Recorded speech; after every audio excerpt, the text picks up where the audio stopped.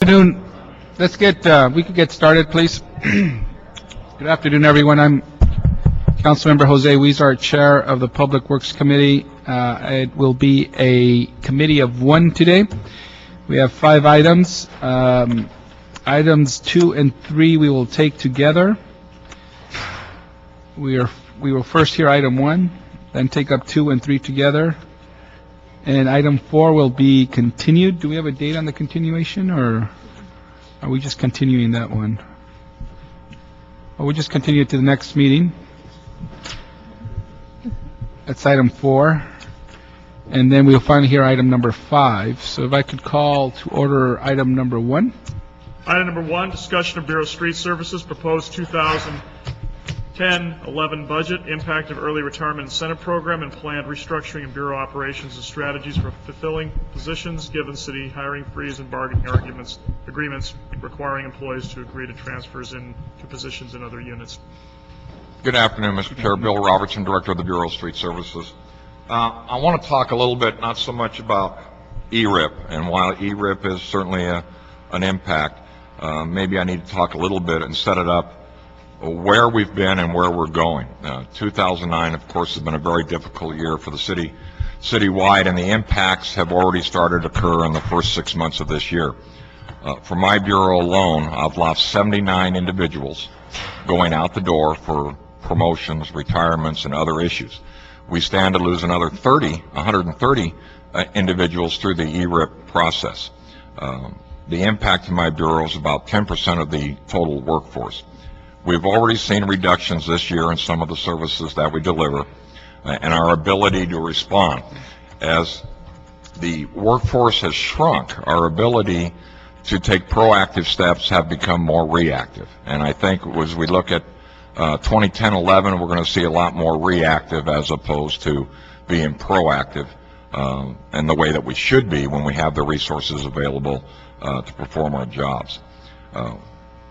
We've taken a hard look at the core services that this Bureau delivers, and we've identified those services that we feel must be maintained at the highest level possible. Naturally, our pavement preservation program, which is our resurfacing, slurry seal, crack sealing, pothole repair, is our #1 priority. We have worked very closely with the mayor's office, the CAO's office, in identifying sustainable funding. And I use that word sustainable. We have a 4-year plan in place that will allow us to maintain the streets in such a condition that we will, at minimum, maintain them and see no deterioration of the network, or at very best, a slight improvement. Now, of course, that funding remains kind of up in the air in future years as we look at what the state budget is going to do to us and how we're going to have to work around what the state does to local government and trying to balance their budget. The hiring process, and I'll speak a little bit about hiring process. Again, the current deficit and the issues facing not only my bureau but other bureaus and departments is no surprise to any of us. We've been aware of it for a long time. We've had to make a decision that, based on the good of the city, do we force our hand and fight the fight for additional people, knowing that the consequences may increase the deficit in the long run, or do we try to reorganize, restructure, and find new processes and ways to deliver city service? We've chosen that latter path. Again, there are impacts coming. There are going to be major impacts as we look at next year. Our #1 priority, as I mentioned, was our resurfacing pavement preservation program. Next is our street cleaning program, primarily because the restricted posted routes bring in about $40 million a year in revenue to the city. That will be a priority. We will see street cleaning currently, which is at a 4-week frequency throughout the city. We will see that drop in some of the residential areas. We may go to 8 weeks. Those areas that we identified that really aren't collecting a lot of debris may fall to 10 weeks or 12 weeks. The ERIP, 2 classes that impact us the most are the loss of our motor sweeper operators, which we're losing, I believe, 12 or 15, and equipment operators, it's about the same. Those are 2 key positions that do the primary skilled work within the Bureau when you talk about street cleaning and resurfacing operations. Tree trimming is another major service that we provide to the communities. We are looking at ways to expand the program even with loss of personnel. That may be through contracting out.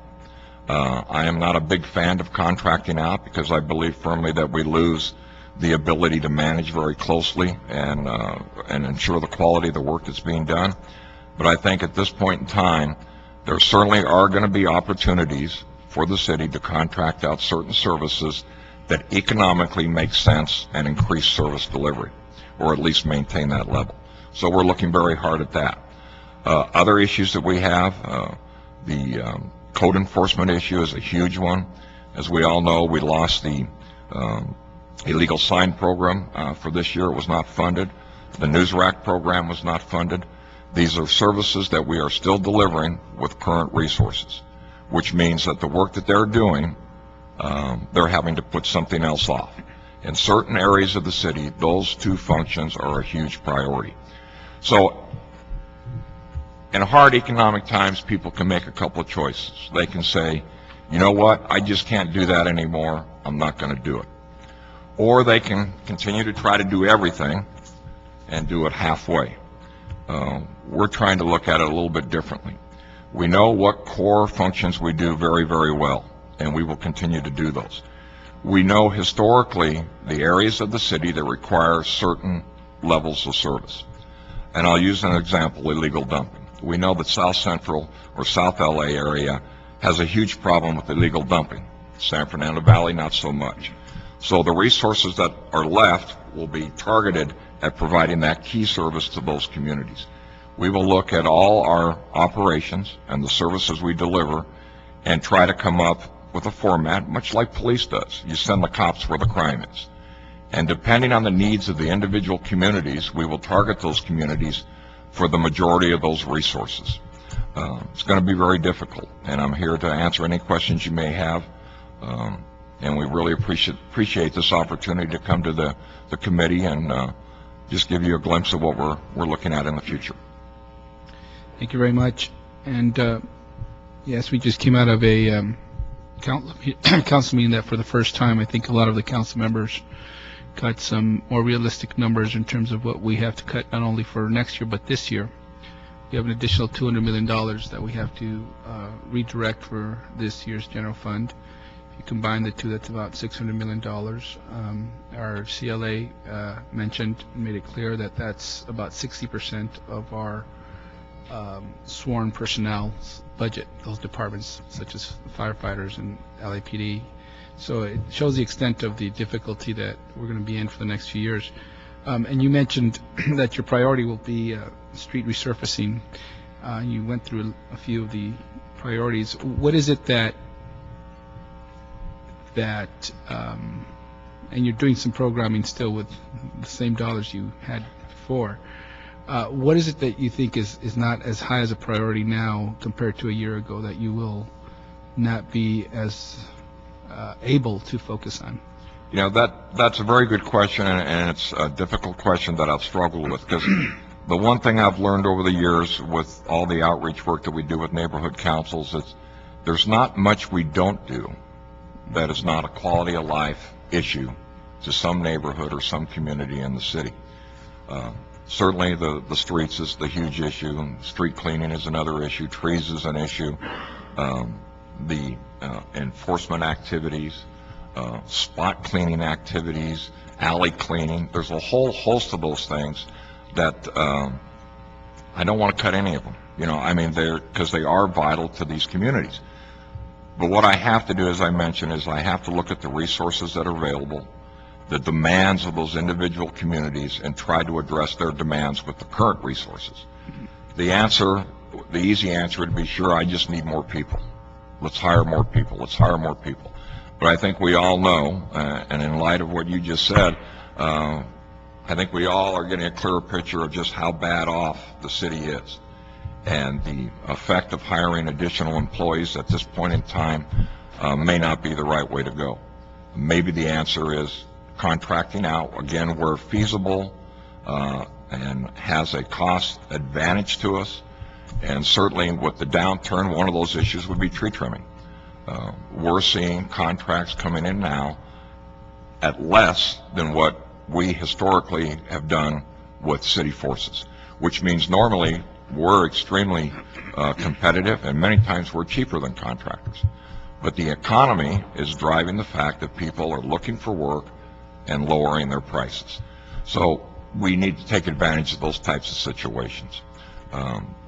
Certainly, again, when you look at all the things that we do, it's really hard to say, okay, this one just isn't needed, let's not do it. It's almost impossible for me to do that. Some will have a lower priority. The frequency may not be as high as it was in past years, but certainly we're going to look at frequencies and we're going to look at the actual needs of the communities and try to deliver for those communities at that same level in order to meet their needs. And with ERIP, you mentioned 130 in your bureau have decided to take that option. How's that impacting your services? The key, I think, there is why we're losing a great number of our actual skilled employees that do the field work. One of the biggest hits has been the fact that I've lost 4 division managers with over 30 years of experience. So the brain drain is gone. That is going to hurt us. In our admin series, we're losing a lot of our accountants and some people that have been around the Bureau. The institutional knowledge, you just can't replace it. It's going to take a while. So again, you're going to see service delivery slow. It may not go away totally, but it's certainly going to slow down because of these key people leaving the Bureau. Did you start anything within your bureau to train? You know, we were discussing Europe about a year ago. Did your department or your division start thinking about ways to transfer some of that knowledge and skills? How are you coping with that? Do you have any training? Are you requiring these people before they leave? Yeah, some of the newer folks, or we've been again, as you mentioned, everybody's known about ERIP, and we're fortunate in the fact that historically we've always had an internal training program where we train our lower level employees to step up and prepare them for the future. With the loss of the knowledgeable folks leaving, we know that's now going to happen, and that's going to be a benefit from that training we did. But this year, in this year's budget alone, we sliced 80 positions, took them off, and put them onto special funds. So that's one of the things we're doing, is moving bodies and resources to align them with special funded operations as opposed to general fund. So we relieve the general fund. Right now, I'm sitting at about $11 million surplus in my salary account. And that's because we've managed it. We know the critical situation the city's in.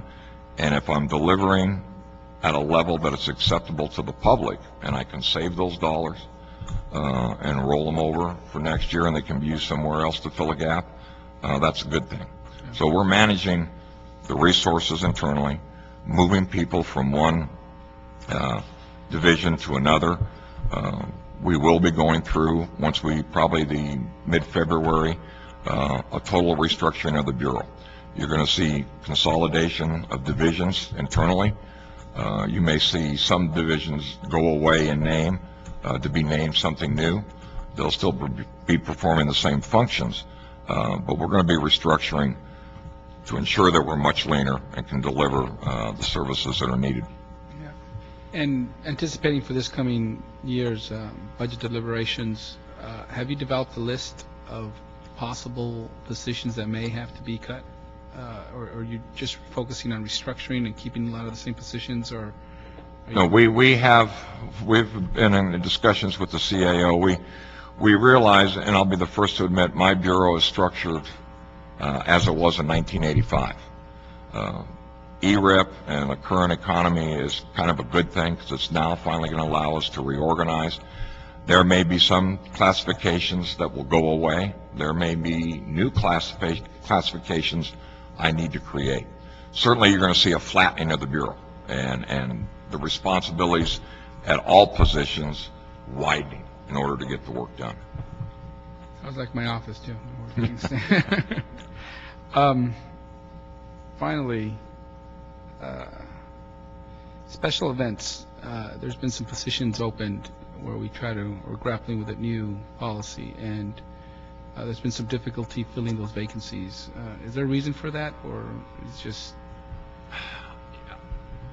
I think it's the difficulty may be being overcautious. Certainly when the special events program was established, we needed those additional folks to move the program forward. We let council certainly know that in the beginning we would have to be managing it with existing resources. Those positions are still needed, and especially in light of the discussions circulating around special events and any changes that may be coming to that program. Those positions will become critical. So to provide you an answer, I think it's more just us as a Bureau being overcautious right now. Certainly we're going to work with the CAO, see how this develops, and then when a time comes to push hard for those positions, we certainly will. Okay. Well, great. Well, thank you very much. I look forward to working with you and getting through these tough fiscal times. And I think the approach you provide is a good one, which is we try to continue to provide these quality of life services to the optimum level. And it sounds to me like you're scratching and crawling and trying to find every penny in the floor to make it happen. So I certainly appreciate that. And some people may say, well, it's just expand trimming trees another year, another 2 years, and we've gone up to 12 years now, and it keeps extending. And sometimes when we don't do our job as a city to provide the best services on these at the basic level, then we incur other problems in those neighborhoods when we show that we don't care about these neighborhoods. So thank you for your work, and look forward to working with you. Thank you very much. Mm-hmm. Next item. Okay. Items 2 and 3 are being held together. Item 2 is a motion, Weezer Perry, relative to the amendment of Municipal Code Section 41.20 requiring special event permit sponsors to be responsible for public notification of pending events and for the requirement be administered by the new one-stop special events permit office. Item 3, motion Weezer Han, relative to the development of a draft payment installment plan for nonprofit sponsors of special events to allow for maximum flexibility for the full payment of fees associated with city services for the events, and for city attorney to draft an ordinance to amend the special events subsidy policy to allow for the payment of city costs on an installment plan. Item 3 has also been referred to the Budget and Finance Committee. Okay. So in item 2, there's someone from staff here who could come up, please. And Ray's been referred to budget, but item 2 just this one. Yes. Good afternoon. Good afternoon, Tom Carabello, Bureau of Street Services. Okay. Any thoughts on this ordinance or where we are and what we can do? Mr. Chairman, Paul Smith from CLA. Yep. Item 2 is a problem that I think that exists with the notification of a special event.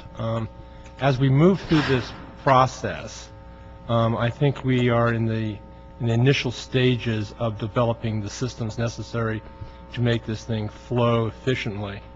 I'm not sure we need to move into a different direction at this particular time. Let us get our feet underneath us, let the Bureau and the other staff agencies begin to get traction on all the necessary implementations that are needed to make this thing an effective program. We do believe that notification is important. There can be conflicts. There can be things that are scheduled that not necessarily do in a way that is without conflict. So that is a process that needs to be explored.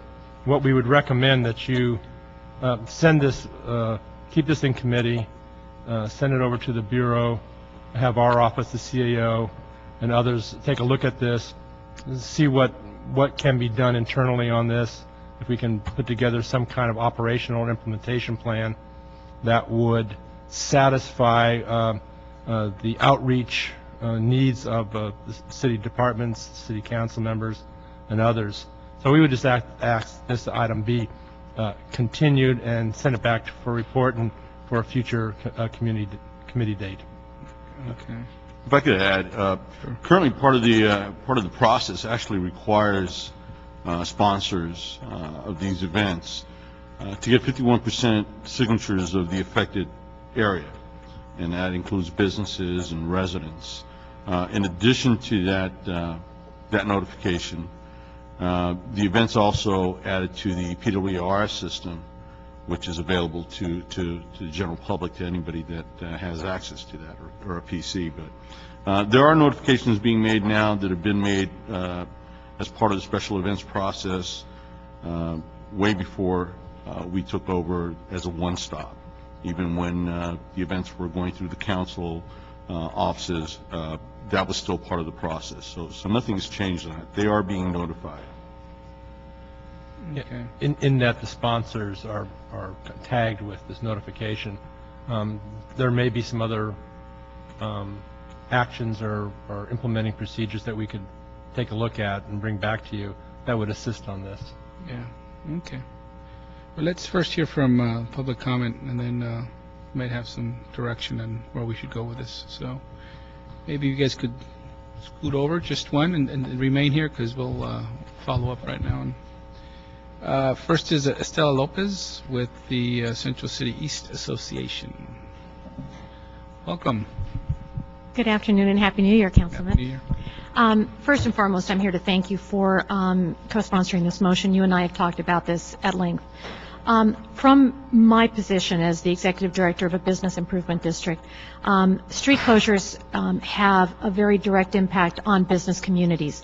And the notification of the affected people in the definition that's currently being used may be a certain radius around a street closure, but that does not encompass the true definition of an impact from where I sit. Impact in a business district can be a much larger radius, can be people coming in as shoppers, people coming in for deliveries into a district. So now that the notification responsibility has been put back on the organizers, sometimes these organizers may not have the resources or even the know-how to be able to do that notification adequately. So just from the very selfish vantage point of a business improvement district, I strongly urge you to support the notification, same way that you made possible through the planning department that we be notified of issues that are of impact, CUPs, for example, coming through a district. The same way that Film LA notifies us immediately of filming closures due to filming. In the downtown area, it is imperative that we have a better mechanism and an institutionalized mechanism for alerting business districts of pending street closures, so that we can work with the organizer and with the council office to make it a successful closure, but that it does not impact the economics of the community. Okay. Well, thank you, and thank you for bringing this to our attention. In fact, the reason we have this is because of some issues that were raised in your area that affected us in different ways we didn't perceive after the new policy was implemented. But rest assured that we're going to continue to clarify this, and we'll clarify it from this. So thank you for your time and for coming over today and sharing your thoughts. Thank you.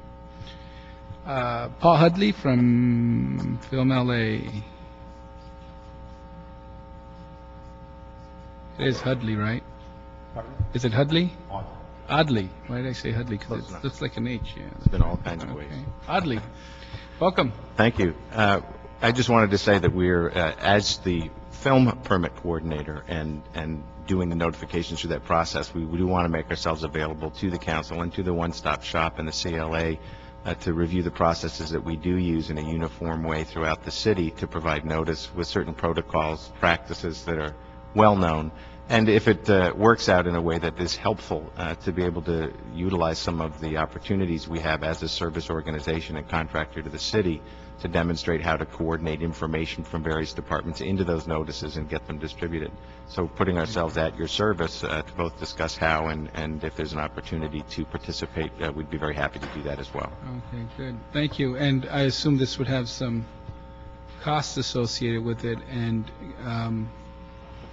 what we have now would be the organizers of the event bearing the well, let's do this. True If I with could filming direct, also. yeah, if I could direct our staff, and we'll come back on this item, if I could instruct the Bureau of Street Services with the assistance of CAO, CLA, and also have Film LA be part of this to see if there is some synergy that could be created here, since they have the expertise, the knowledge, and this is their business, to have their assistance. Now, of course, that all depends upon costs and if it's feasible. At the end of the day, what we're trying to achieve is allow for events to occur, given all rules and guidelines, and to also consider that we have the best possible outreach and input from local businesses, property owners, stakeholders that may be affected by these events. So I think with Film LA's input and coming back to us, and how long do you think?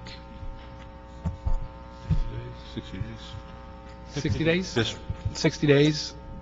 I did want to add, I'm sorry, that, I failed to mention that as part of the notification process, when we receive the applications, not only are we holding the sponsor accountable for notifying the affected residents and businesses, but we also make sure that the council office is notified. We started including the bids, PD, so we're trying to get input from all these different agencies. Obviously, the council office has a special request. They want to make additional notifications. We take that all into consideration, and we require the sponsor to do that. So those are some of the things that we started doing just recently. Okay. Make sure that we're getting that information out. Good, thank you. And also in your discussions, there's some small events versus the big grand events. If there's going to be a difference as to how we approach them, and what is the difference in scale, and how we differentiate those, if we do at all. Some of the larger events may have some different types of procedures versus the smaller events, both because of the resources available, and also it may not have as many impacts. So we could consider that in your deliberations. Okay, we'll come back in 60 days with this. Thank you very much. And item number 3, which we read earlier, if we could read it again just to... Item number 3, motion, Weezer Hahn, relative to the development of a draft payment installment plan for nonprofit sponsors of special events. This item has also been referred to the Budget and Finance Committee.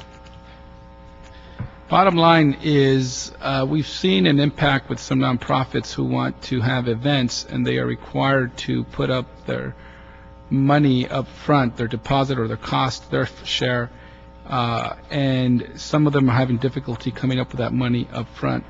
I experienced that, for example, at the Hollenbeck Youth Center Christmas toy giveaway, where the governor shows up each year, and it's a big event for several blocks, and they were required to pay more out-of-pocket expenses this year because of our new policy, but didn't have the money.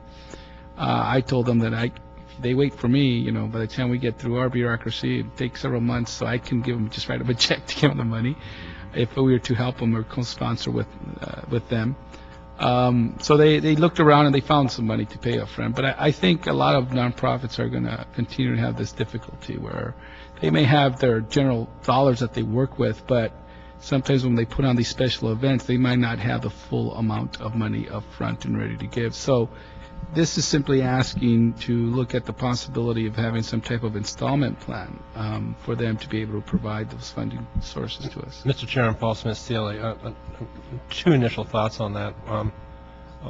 One of which is on the subsidy side.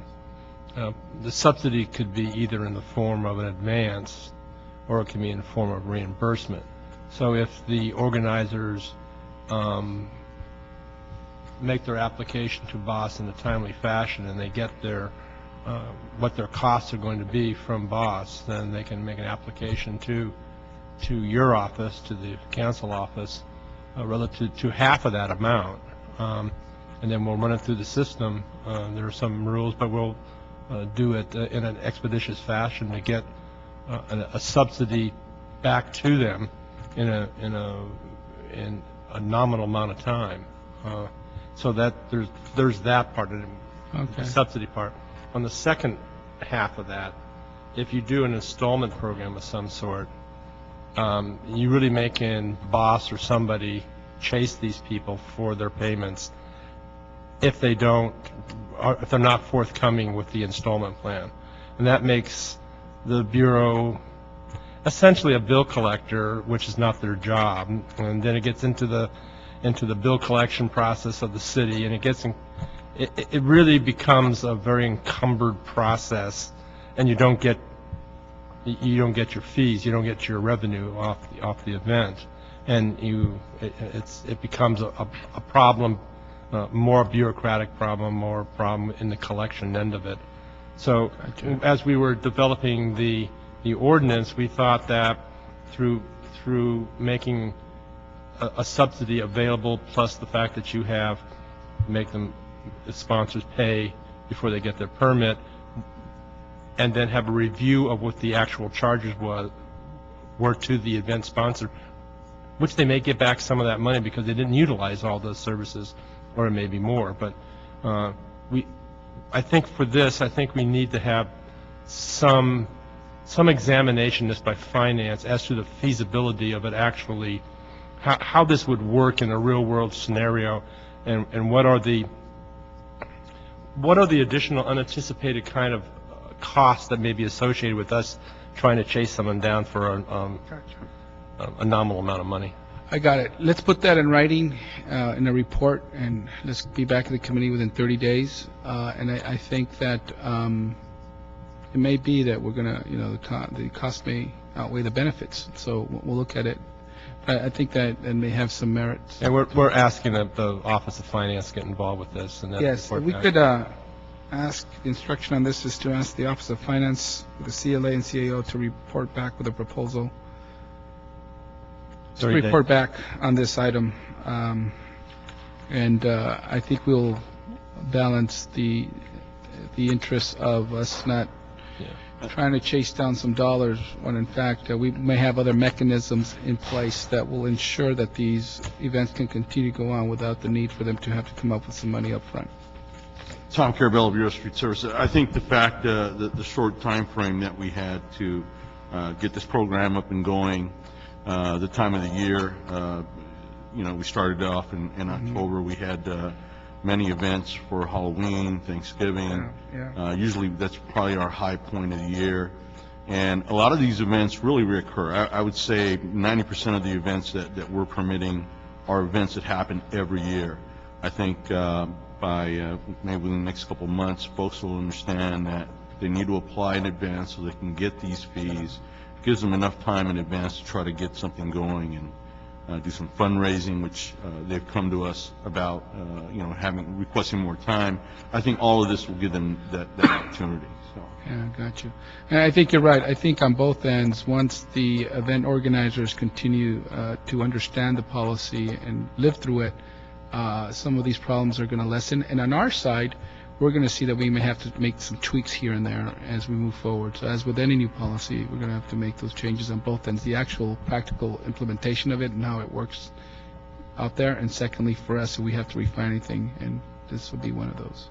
But I think I still think it's a worthwhile effort to draft a report on this so that in the event we may want to take action on it or not, at least it's being brought up to the attention of all the council offices who deal with this, and put it out there so that they're aware of, if we don't do an installment plan, at least they're aware of what are the mechanisms and the best way for these event organizers to come up with the funding up front, so, or whoever. Yes. Could you ask Boss to join our effort here? Absolutely. Can Boss join that effort? And I don't mean the clothier. I mean the Bureau. Thank you very much, gentlemen. Look forward to seeing you in 30 days on that report. Next item.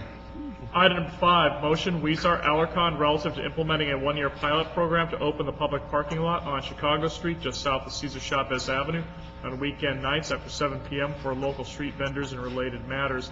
This item is continued from October 7, 2009. Thank you. And one question on this item. We heard this item not too long ago in this committee, and we had one outstanding issue, which was how many staff will BOSS need to provide the necessary enforcement for this program, and how much will it cost? And any updates on that? I don't have a dollar figure on the cost. I do know that we're looking at approximately 6 investigators to go out initially to get this program up and going, due to the fact that there's so many vendors at this location. It will take a while for them to get the point that there is a spot for them to vend, and we have to deal with those that are not going to comply. And that's where the problem is, the transportation of some of these individuals. Some of them may be arrested, may be booked, and that is very time consuming. So initially, to get this up and going, we're saying about six investigators. Okay. And what's the cost of that? You know offhand? I don't know offhand, no. I'm gonna forward this item to full council, and the reason, and before I go on, first of all, thank you for your support on this item. I think this is, if this pilot program works, it's really gonna help us deal with some quality of life issues in that area. That it's a good balancing approach, at least from what I've heard. Comments after an LA Times story came out on this approach was that this is a good balancing approach in terms of dealing with vendors on our streets, and the concerns we have with local merchants, and the cleanliness involved with people selling the wares on the street and not cleaning up after themselves. Thank you for your support on this. We're going to move this to council. In the meantime, if you could, before we hear this item in council, just give us a rough estimate as to the cost associated with this. We are getting some funding, and we want to be able to know if we're going to be able to cover any additional costs or how we're going to pay for that. And I also was told to ask straight from the press is that if you've gotten permission from the Employee Relations Board for your staff to work on this assignment at a regular salary rate, since people are being furloughed. No, we haven't, and that's the other issue that we're facing. As Bill Robertson was stating, we still don't know what the impact of the furloughs and the IREP is going to cause on our division, because we are a small group of investigators. So, and there is no overtime. Even if the money was there, we're not authorized to work for overtime at this point. So. Those are things that we just have to wait and see. I mean, we just don't know what the impact's going to be yet. Okay. So we'll move it to full council. In the interim, if you could connect with my staff, Mr. Sanjurjo, and we'll figure out those numbers. And I really want to move forward and implement this pilot program as soon as possible. And I know it's tough on our resources, but I think it's a small amount to pay right now, given the benefits we're going to receive. So if you could work those out, the last remaining items with my staff. Yes. Sure, then in that case, we'll be approving the motion here. Yes, we'll be approving the motion here and forwarding it on to council. Unless, is it going to another committee? Has it gone to transportation? It's been waived by transportation. Oh, excellent. Good. Thank you. That'll be the action of this committee. And next on our agenda is Mr. Alarcon. He gets to sing us all Merry Christmas since he just arrived. Thank you, Mr. Alarcon. And there are no items left on the agenda? Oh, do you want to concur with my recommendations? Item number 1, How many items, Fred? There were 5 items. Yeah. Item number 1. That was a discussion item. There's no action. Okay. Items number 2. What was the action on that, Mr. Clerk?